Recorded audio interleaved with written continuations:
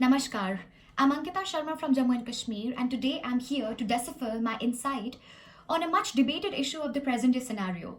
Is feminism a reality in rural India?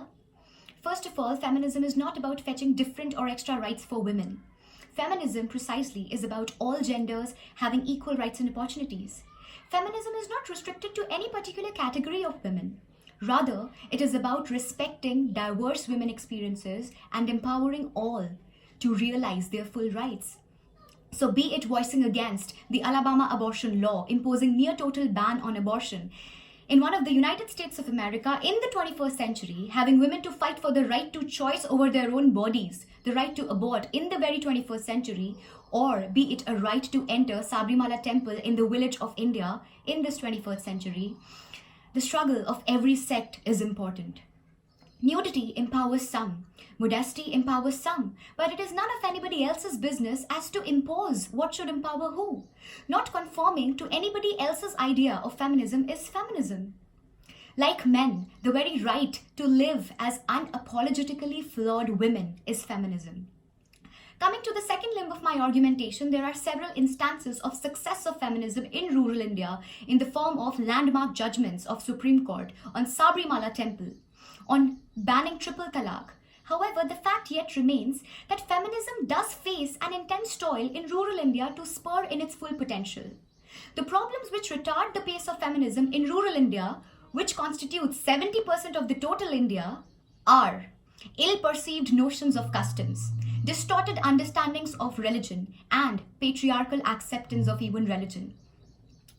The religion hunt of the rape victims and their perpetrators showcase how we are failing as a society. So with this platform, I, a feminist, would like to rise up to the wisdom of all religious fundamentalists and fanatics. To all my Hindu brothers and sisters, I admire you rejoicing your faith in Ram Mandir, but what for the faith of those very Hindu women who were denied entry in Sabrimala temple out of something which is purely natural to their bodily integrity, menstruation? To all my Muslim brothers and sisters, haven't you blotted the very ideas, the very divine preachings of Prophet Muhammad sallallahu alaihi wasallam by ostracizing women out of their residences, pronouncing triple talaq, which has absolutely no mention in Holy Quran? To all my Hindu brothers and sisters, what for the rights of those Dalit women who are raped by upper caste Hindus to make their identities rain of ashes?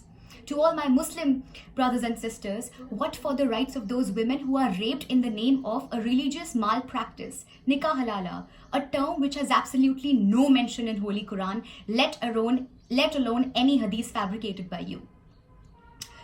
What for the rights of all women who are denied education and sanitation and healthcare rights in the rural India? Or, if I might put it this way, does religion to you only mean powerful men? Is religion a narrative of only powerful men celebrating and fueling the patriarchal acceptance of a religion? Be it a ghungat or a hijab, as long as it is forced, it is oppression. So as long as you do not boycott the very idea of treating humans differently, people who cannot treat women equally must not flaunt their distorted understandings of religion and nationality.